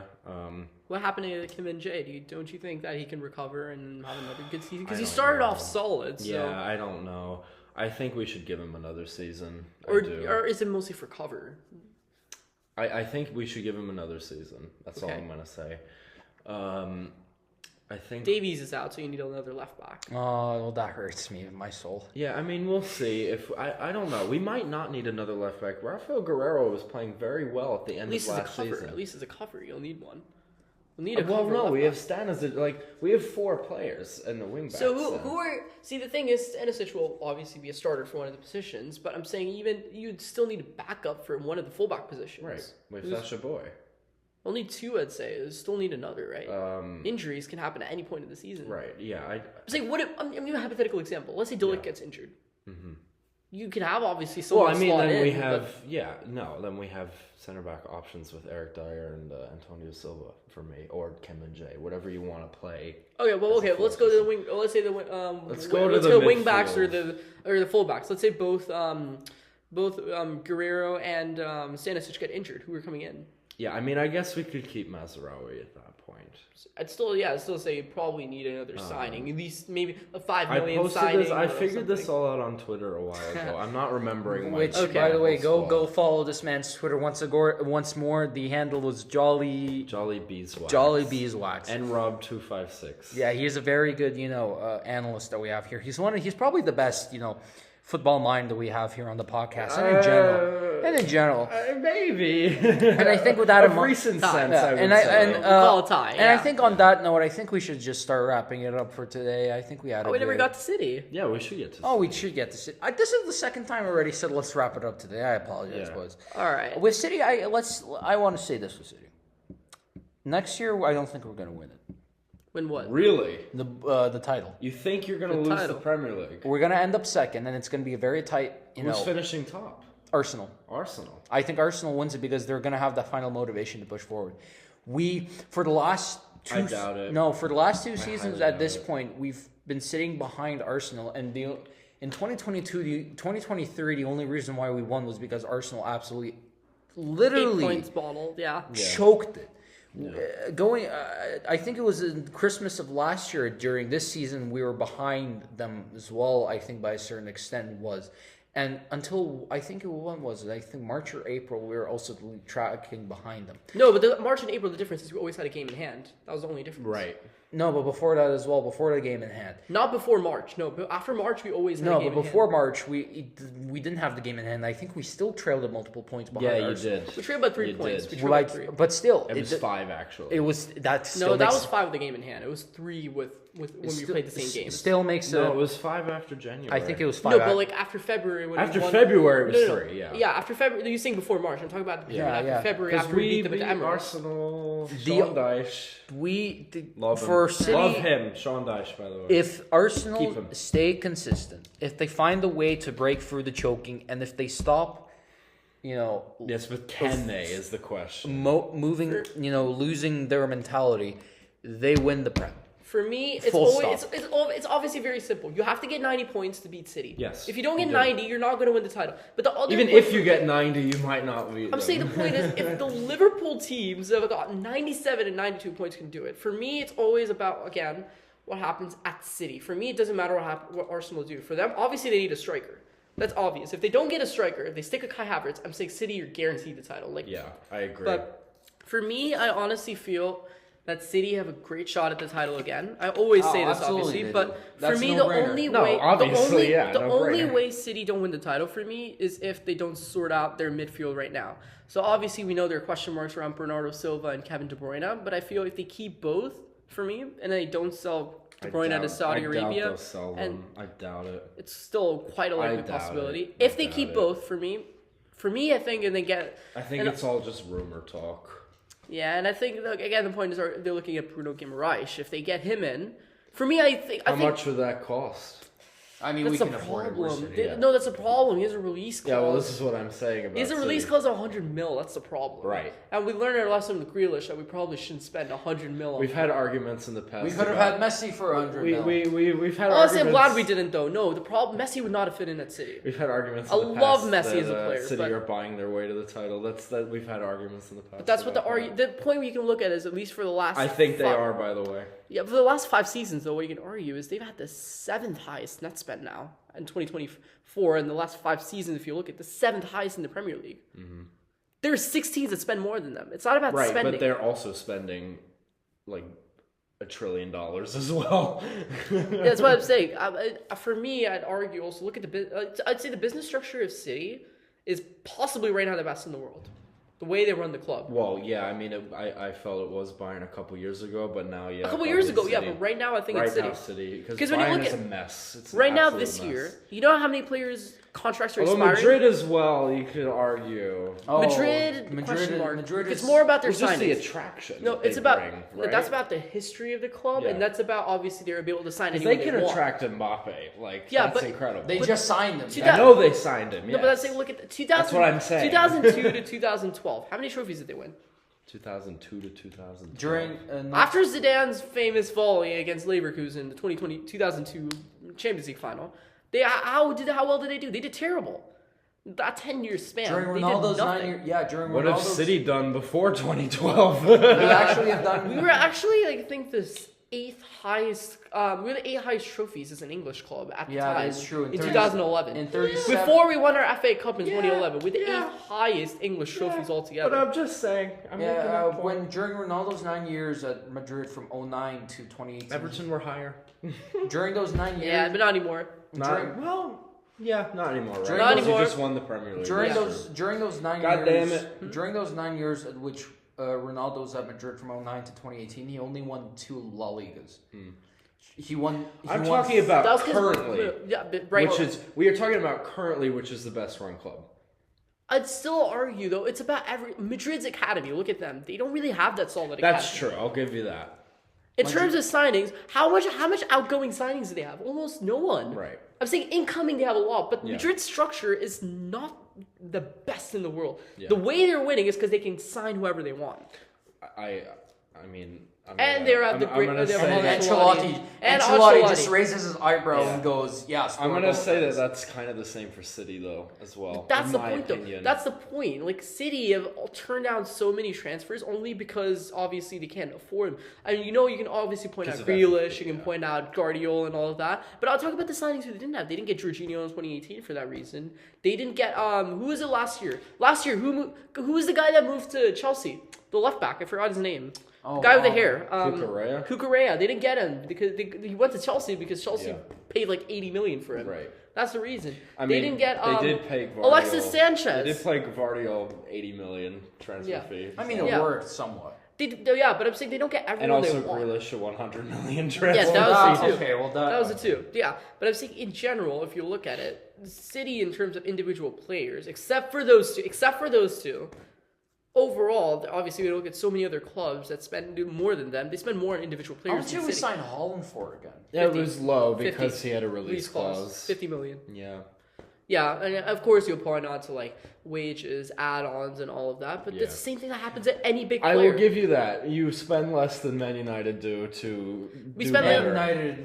Man United is just a car crash. My problem is when Arsenal fans talk, because Arsenal fans have no right. Their sponsor is Emirates For heaven's sake. Yeah. It's from the same area. They don't talk about the area it comes from because obviously you're getting sponsored by the same people. Your stadium is named after that. Mm-hmm. The other point is look at your net spend overall. In the last 6 years, Arsenal have spent more than City and by a considerable margin. Where are they right now? I mean, second. They're not. Where are they now? Yeah, 7th place. Where's City? They're City? first. Currently. Exactly. Yes. My point is, it's not all about the money again. Money does play a part, but it plays part in any sport. If Bayern didn't sign the players if they didn't sign players from the other Bundesliga sides, they would have consistently been winning the Bundesligas just like that, 12 in a row. We weren't spending crazy money. Dude, imagine if we bought Lewandowski for free. Imagine if European football had salary caps. Look at Harry Kane. Look at Harry Kane. How much did he sign him for? Yeah, I mean, recently, again, we're talking about currently best run club. Yeah, that's what I'm saying. Currently, it's City, yeah. Debatable, but yes, recently they've been spending... we'll put it out like this. Tied with Madrid, if not better. Yes, I'll agree with that. Recently, they've been spending a ton of money to do nothing. And I think that transfer strategy needs to change. That is why I'm saying that I don't know what I can predict for the Bundesliga this year because I just don't know what Bayern's transfer strategy is. Because the mentality seems like, we can buy whoever we want and sell whoever we want. And I recently did a tactical analysis of That's City. That's a bad strategy. I finally got my own football coaching board, so I was finally able to do my tactical analysis with all those fun magnets, like an actual coach. That's like Guardiola right here. I don't remember everything I did on it, but I was basically explaining to my dad everything City had done throughout the season, how it's evolved from, obviously September to January to how it was at the end of the season. Yeah. And obviously we saw the biggest problem right now for City in 23-24 was Rodri being isolated. That's what led to a lot of City's the counterattacks against City. Right. And the classic example of this, the most recent one obviously, is the FA Cup final with Kobbie Mainoo's goal. Oh. And honestly, it was a beautiful goal to watch. As I'm saying, if I'm putting aside my bias, it was a beautiful goal to watch. That was a great game. Rodri was isolated, which is why he was not able. And obviously, Rodri doesn't have the pace of Kyle Walker to get back, which is why he's a defensive midfielder. Exactly. And honestly, for all of his creativity, he does need a partner alongside him, which is why we saw Kovacic slot in beautifully because he's also a defensive-minded player. The City struggled at the start of the season putting Kovacic up front as a number 8. He is not a number 8. No. He has never been at Chelsea, and I don't know what Guardiola was thinking. That was his biggest mistake for me in the season. I don't count what he did in the Real Madrid game. I don't blame Guardiola. Yeah. I just don't. Obviously, Akanji didn't play John Stones' role, but that's a different topic. But I'm saying the biggest problem was seeing that Rodri was left isolated. So if they get Guimaraes, we've seen how he's done at Newcastle, especially for defensively. Another fortune. Yeah. But if they don't get, they obviously have other players. I know City are also right now, I know much to the dismay of Nico, or maybe not. We're looking at Kimmich right now, and they want to sign him, but... Oh yeah, that's who. It was Kimmich who was gonna play at right back for us. That was what I was figuring out. Yeah. Because Kimmich that's what Tuchel sort of figured out. I feel like he plays better at the right back role. He doesn't want to play there though, that's the thing. Yeah, I know, but he plays better there, in my opinion. And then I think we could get someone like Paulinho or something because he deserves to be at the club. I mean, come on. He's in a Bayern jersey. I mean, he was in a Bayern jersey. You have to bring him after that. I mean, there's also Alexander Pavlovic as well, who's just Pavlovic, the academy player, right? Yeah, Pavlovic is incredible. I mean, wow. And honestly, so I'm just going to wrap up my note on City, at least. I don't remember every detail I made on my tactical analysis, but the simple points were defensively, I honestly don't think they need to make any signings because I think they're perfectly fine. Yeah. Because they have more than enough in terms of supply there. And the midfielders, definitely, if they can get Guimaraes, it'll be a dream. If they don't get him, the market's open. We can obviously look at other players. I know, apparently right now, let's send over to a report, not confirmed. City are also looking, not confirmed at all remotely, just reports. They're looking at Frimpong as well, especially since he came from City's academy as well, and he did say he's open to playing for them. I don't know. Again, it's a report. Fine. Go ahead, sign him. Yeah. Sign him up. I love Get that. Get him from Leverkusen. And again, looking at Wirtz again is a possibility. Unlikely, extremely unlikely. Extremely unlikely. It'd be a dream to get him, but he's likely to stay at Leverkusen We've for the next agreed season. personal terms with Jonathan Tah at Bayern. So we'll see what happens with that. We have to agree on a transfer fee.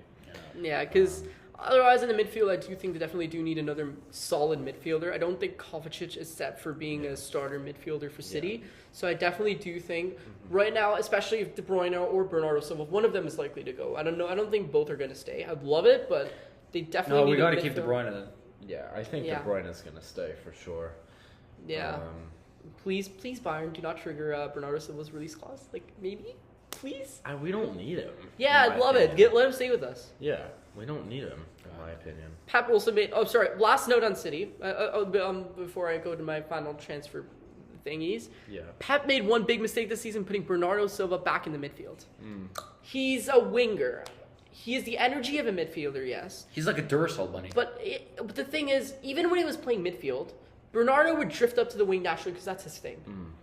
Yeah. And I don't know what Pep was thinking, whether it was a tactical blunder on his part, whether Bernardo, I don't know, had completely decided not to do anything, but he was not taking on the defenders like he did last season. If you watch the City Bayern game of the 3-0, Bernardo Silva tore Davies apart because he kept dribbling against him. In the Real Madrid game, where they won 4-0, the reason they're doing it is because Bernardo Silva was playing as a winger. Why is Pep bringing him into midfield, but bringing him to drift into a winger position without doing anything? Yeah. I'm confused on that. But last note, I'm not going to bore you guys anymore. Striker-wise, I do think we're looking at exciting, like we're trying to find another fast winger to accompany Doku on the right wing if Bernardo leaves as a right winger. So I definitely do think it'd be entertaining, risky, but entertaining to get a right winger who can be like Doku, but is also extremely fast. Yeah, it sounds... Reasonable. Reasonable, yeah. There were a couple of guys on the market that City were looking at, but they were actually honestly also looking at Nico Williams from Bilbao. Yeah. As like a backup option. Wow, that's backup incredible option. that he'd be Backup a backup option at City. I mean, how much would that cost you? Not that much. Bilbao don't really charge too much, so it'd be about 30 million. I doubt it. I don't think they would let him go for that low. I've negotiated it on Football Manager. Yeah. I know it's not the same thing. But his contract is expiring. That's the thing. Okay. But I don't think it's going to be 30 million. I highly doubt it expires that. next year. But I'm saying that I don't think even despite that it'll be 30 million. I think it'll be more like 40, 50 is what you're looking at. Maybe even 60. We'll see. I wouldn't be interested in him then, but yeah. See how that goes. So I forgot to ask you. I only asked about Bundesliga. Last two. DFB Pokal. Where are Bayern finishing? Oh God. I mean, that's the cursed tournament at this point.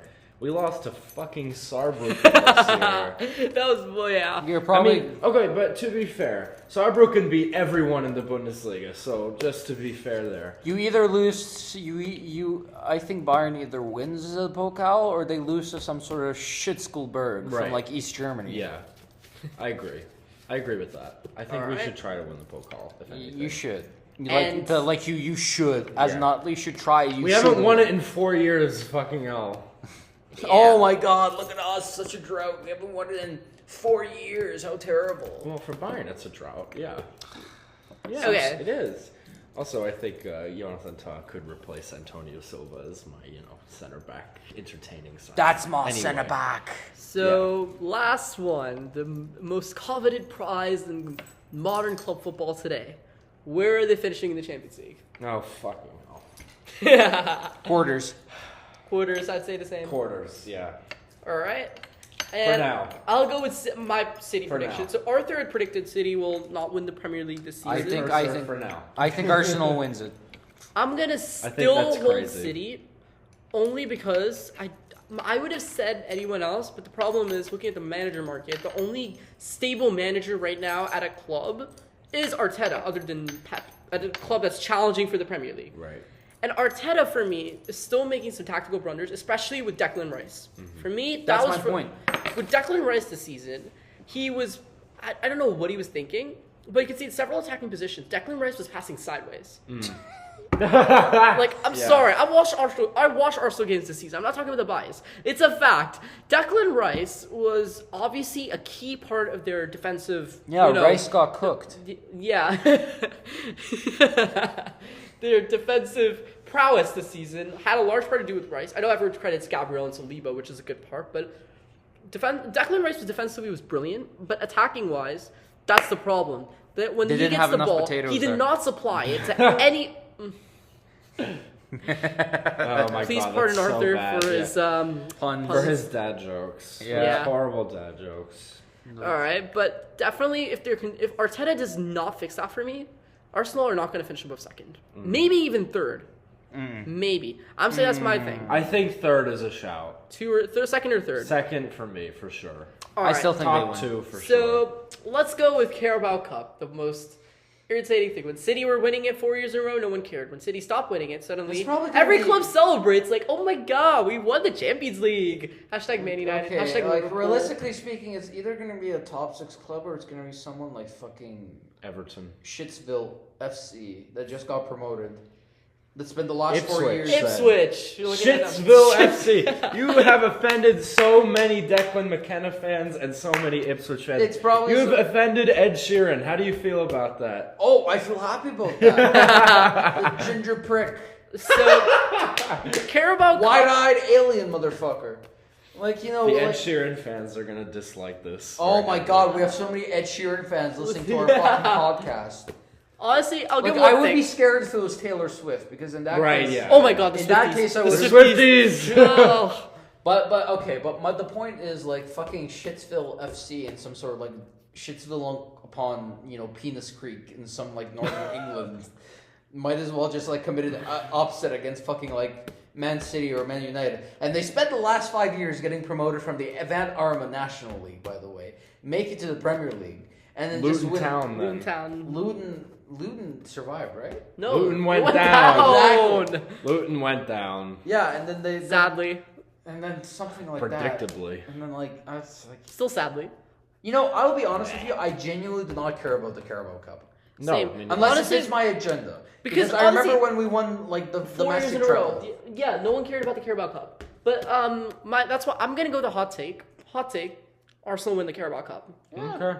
I'm saying they're probably gonna, they're desperate for winning trophies again because they finished 2 years in a row trophyless. Yeah. Is it 3 now or 2? I don't know. It's too Three. many. 3 years in a row 3 years in trophyless. a row, Yeah. probably. 3 years. Yeah. For them, they're desperate for a trophy. Anything worse. It's the way you know how Man United and Liverpool. Yeah, were. that's true. They were desperate for a trophy and they got Yeah. it. So I Yeah, definitely that think makes sense. I'd go with that. I'm saying City get knocked out early because it's usually what's been happening. Mm-hmm. 4th round maybe they get knocked out. Fair. Yeah. We lost in the 3rd round this year, so maybe 4th next year. yeah. If we, I don't think we're Or gonna you go. can start the 3rd round curse as the 2nd round curse goes in the Pokal. For No, we've us, lost in apparently. different positions every year. Like Yeah, last year, alright. we lost in the quarterfinals. To The year who? before to Southampton, Oh god! Oh god! 2-0 loss, Oh yeah, I and then we remember lost that. to Man United that I same. remember that. I remember that. 2-1. I remember that. And I still think it was very controversial that Yeah. goal from Man United, but I'm not going into that. It's not my bias. Let's Everyone not agrees go it's into controversial. That, please. Yeah. Everyone does agree it's controversial. Uh-huh. I'm not saying an opinion. I'm just saying it's Yeah. controversial. Anyways, point remains. Yeah. So I don't think they're going to do that well in the Carabao Cup Mm-hmm. because we always do weird things. We go different positions. It's not predictable. FA Cup. That's a tough one to predict because obviously anyone and everyone can do well. Yeah. Again, I'd say Ipswich. that's the thing. Recently, you've seen under Guardiola. Every time City win the FA Cup, it's when they win a treble. It's usually Recently, the first damn time. no. I'm Or saying a treble. A treble. A treble. The domestic quadruple. Yeah. No other club has it, so we can still brag about it. That's true. And we have a treble as well with it. So, oh, sorry, Whatever. the treble with it. You know sorry. what I mean. Okay. Yeah. So FA Cup is a hot take. I'm saying if City make it to the semifinals of the Champions League, they're going to win the FA Cup. Okay. That's my thing. If they don't make it to the semifinals, I think they'll get knocked out. Okay. So the pressure and everything. I genuinely think City might not win a trophy next year Wow. because we're gonna fumble it again somehow in the Shield. Because like we do every Yeah. year. We did it against Arsenal. Yeah. It's United. It's United. United. We bottled against them because we made the same tactical blunders. Even Pep admitted to this in his press conference. Pause. We're So- sponsored as commercial break sponsored by No one. no one exactly. we are. We were played a very Research lucrative podcast. package of $0. It's really, really lucrative. So please get in on it. They're No gonna have- one. they're gonna Please have- buy no one. They're gonna have ads on this podcast anyway because that's just how Spotify works. If you don't have ads, Yeah, exactly. Okay, if you so don't have the plus version or whatever. Sorry, Anyway, coming back to this. Let's go to our conversation. Back to our conversation with the FA Community Shield. Okay. So for the Community Shield, honestly, I don't know if it's a good thing or a bad thing, but I think we're winning it this year. Oh, okay. Like Break the last, curse. yeah.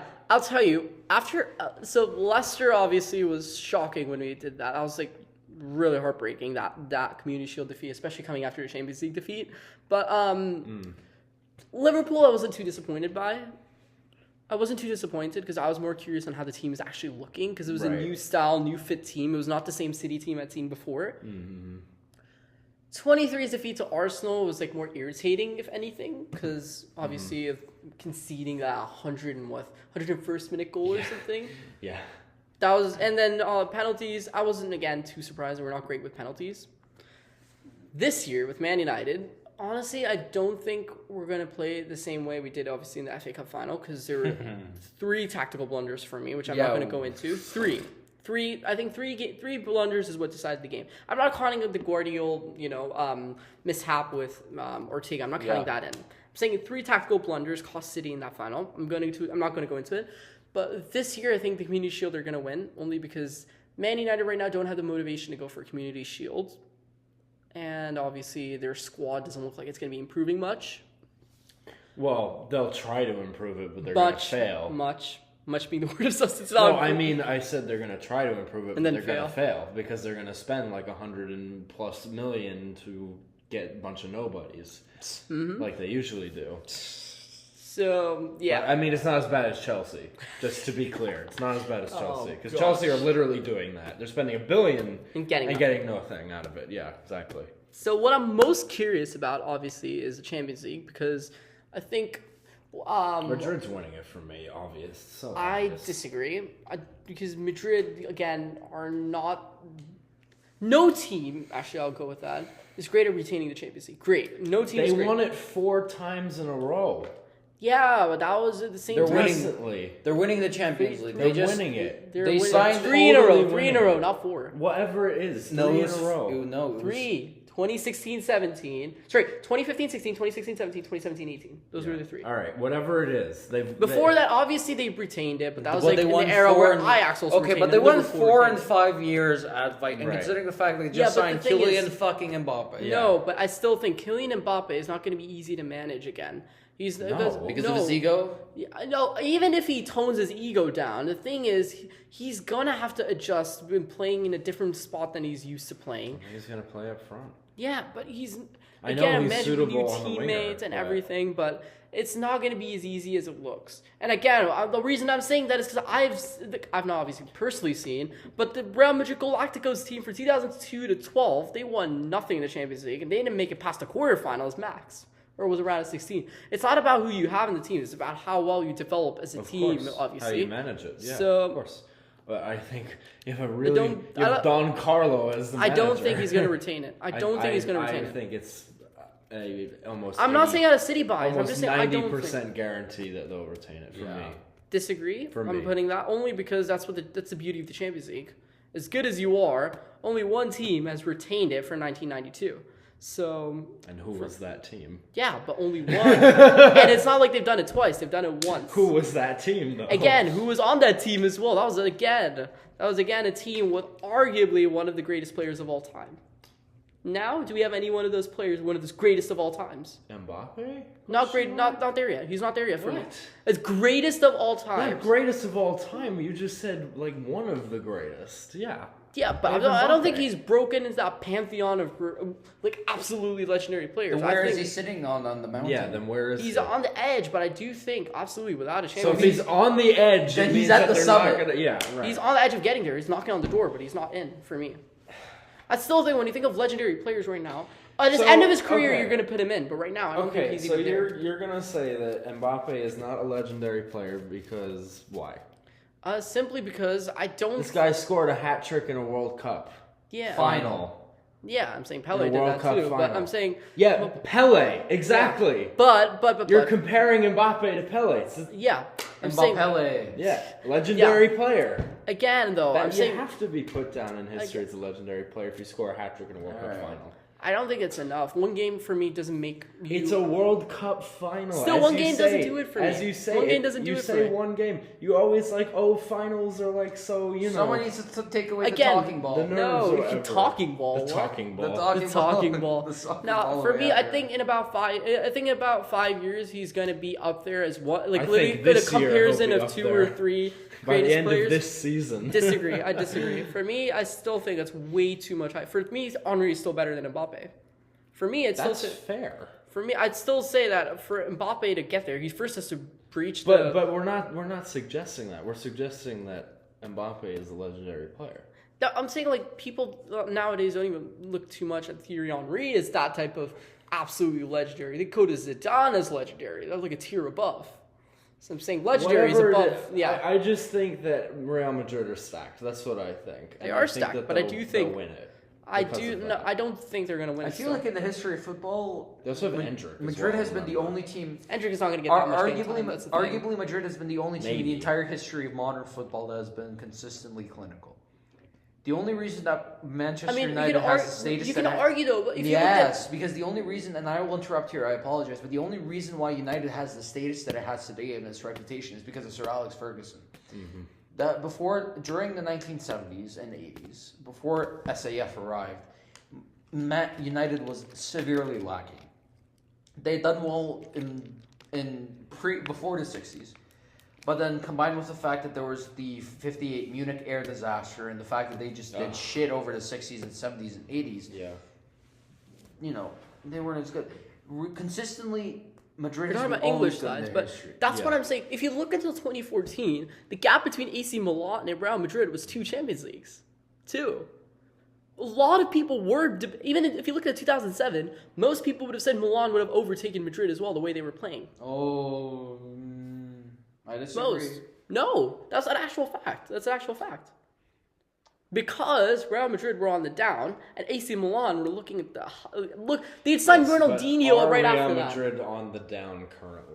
That's the question. Yeah, but Real Madrid still won consistently during the 2000s. That's the thing. I still think they've had this type of star teams before. Okay, so here's another question for me: who is going to beat Real Madrid to the? That's what I don't know, but I do think someone can definitely do it. The only team that could possibly are City and maybe Bayern. Maybe. Yeah, but realistically, if we were to put one, I think City's the only team. City's the only team. If we were to put an anchor down on the seashore, on the seafloor, on the seabed, it would be City probably. Yeah, that's what I think. If they beat City, congratulations, they win the Champions League for me. But I'm saying I don't know how easy it is. I'm not saying out of just bias, but just because they genuinely don't have a better record against City as they do against other teams. Yeah, but they only have one game worse. I mean, the SS Real Madrid has been sunk before. They can be sunk again. Yeah, they can. They absolutely can. Yeah. Everyone in 2023. I just think that in 2023, so many people were saying that Madrid are going through comfortably just because they were the Champions League winners as well. I'm saying through comfortably where against City in 2023. So many people were saying it because they were also they did win the Club World Cup. They were they'd won the Champions League. Everyone said that, and then no one predicted 4-0. No. But I'm saying that's why we can never predict what happens in football. That's why I'm saying. No, that's why I'm saying there's a 90% chance for me that Real Madrid. Again, the point of the Champions League, like the point of the history is also shown. Still the 10%. Yeah, yeah. For me, it's not. It's more than 10% for me. I'd say the chances of Madrid retaining it are like 50 or 60 for me. I wouldn't rate it higher than that, only because. Yeah, if you get all these players in, you still need to manage them properly. They need to perform up to their standards again in the big games. Don't diss on Don Carlo, by the way. I'm not dissing on him. I'm just saying, if you look at it... I think if anyone can manage that team, it's Don Carlo. Yeah. I agree with that. I 100% agree with that. They're bringing back Zidane, to be fair. Zidane was brilliant, though. Zidane was good. Brilliant. Yeah, no, they're bringing him back as a manager. As the manager. Did you read that? No, but he's... No, the thing is they're considering. No, they're that's what I read. No, but they're considering bringing him in France. That's what you're doing. They're waiting for Deschamps' contract to finish to bring Zidane into the France team. No, why would you remove Deschamps? That would be the stupidest fucking decision to make. That's a good point. No, but their thing is, by the time his contract expires, rather than renew him, get a new guy. Why?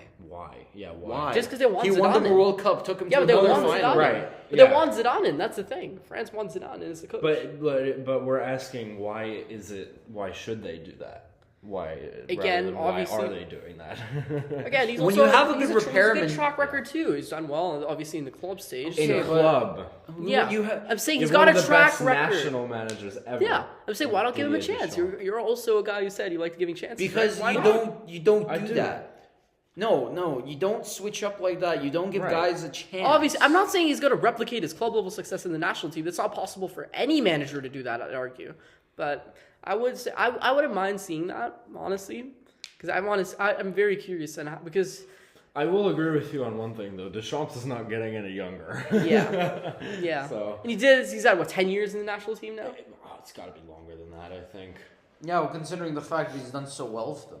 Yeah, of course. I mean, Joachim Löw was at Germany from 2006 to 2021. I remember seeing highlights of him in 06. I think it would be the wrong time to replace Didier Deschamps. No, I'm saying it's not now. It's like his contract expires in like 2 years or something. I still think then. I mean, unless he proves that he's truly washed like Joachim Löw did, then I think they should keep Didier Deschamps. Honestly, though, I would want that only because he'd want fresh blood. That's what I feel. I'd feel that. Obviously, I feel we have a fresh right blood to, is only necessary when a change is needed. That's my We can agree to opinion. disagree, but I think it's also a time now that France have to start evolving into, they have to now start becoming even greater than what they are right they now. evolved from 2018 to 2022, and during that period, they still went to No, back-to-back I'm still World saying Cup more. finals. You still have to say more. I'm saying They broke still the group stage curse. Yeah. Yeah, I still think they do need to go a tier Like higher. that switch up from that switch up of Griezmann and Giroud to who was it during the World Cup final? Kolo Muani, and who else was it? That was tactical brilliance by Deschamps. It was the only reason that France came back into that game. The thing is, Deschamps, what I wouldn't say it's the only. I don't think it's the only reason. Had Kolo Muani score that goal, that's my point. Like, they would have won back. See, World Cups. the only thing with that is Imagine getting rid of a Argentina had manager so many that won chances in that back-to-back game World too. Cups. No, but but if you look at it, there was also No, so I know, many but I'm chances just saying. missed. So They were that was this the most close to doing that. Yeah, Argentina also were so close to scoring a third goal at times as well. Right. They just did it. because Martinez couldn't finish. Oh God! I remember seeing the highlights of the World Cup final. my God. Did you see how far up that shot went? Peter Drury, when he was commentating, literally went Martinez. Like the dude was so flabbergasted by seeing that happen. It probably went to the same height as Harry Kane's penalty. No, it did because he was but it's even worse because Martinez was 1-on-1. Alone in the box, right in front of the goal. He was literally sitting inside the goalie's rectangle. And somehow found a way to miss, yeah. And he chipped it to the side. Not just up, he chipped it to the side. It went up in an angle. Yeah. Wow. I think, if I'm the French board, I ask myself, I have a two-time World Cup finalist who won the cup. With It's again about motivation that he has too. That's the other thing. But He's what gotta would be- Zidane... And you're going to destabilize the course. team by bringing in Zidane because they're so used to having Deschamps being so well with them over there. That's the thing. At some point, he's gotta go. Okay, well, it's not now, right? I don't But think that's the it's thing. now, yeah. That's the thing. It's about think it's motivation. in It's 2 about the years ability to get its ability to get results in the future too, not just the past. Yeah, no. I mean, we'll see. If That's he's what I'm washed- saying. We'll see. If he's washed, then I think that I still don't think it has to get that low to get to the point of him being washed. Still, is what I feel. But again, agree to disagree. Yeah. Anyway, we're 41 minutes into the third 3 p.m. games. It's 0-0 Denmark, Serbia. No, I'm not watching that game. I'm not watching that game. And I think with that in mind, Yeah, I think it is time to wrap. it up. is time Yeah. to wrap it up for good. Yeah. I would like to say thank you, folks, to all of you for listening in today.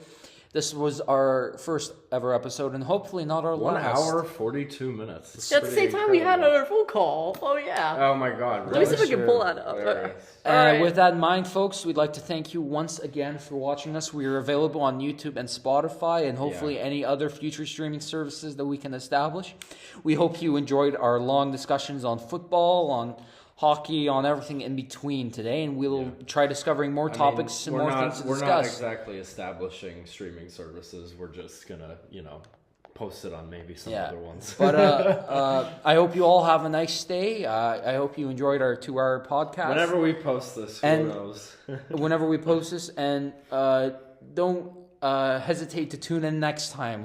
Whether it be in the Hesitate? God, I hope Hesitate? not. don't Why would anyone hesitate? Well, audience retention could be bad. We'll in the see. next, But I don't think it's gonna be hesitate. I in the think next, people are gonna be clear. I'm clicking on this. I'm not clicking on this. Where the hesitation comes Yeah. from? Right. Yeah. Uh, maybe we'll see. be sure to tune in the coming days, weeks, months, or even years as we continue our discussions. Imagine and, we're doing this from years. yeah, Yeah. and Pretty sad. the next Joe Rogans for No, sure. no, imagine it goes. Imagine it goes. Like I'm saying, theoretically, if it goes on mainstream, YouTube and then. Yeah.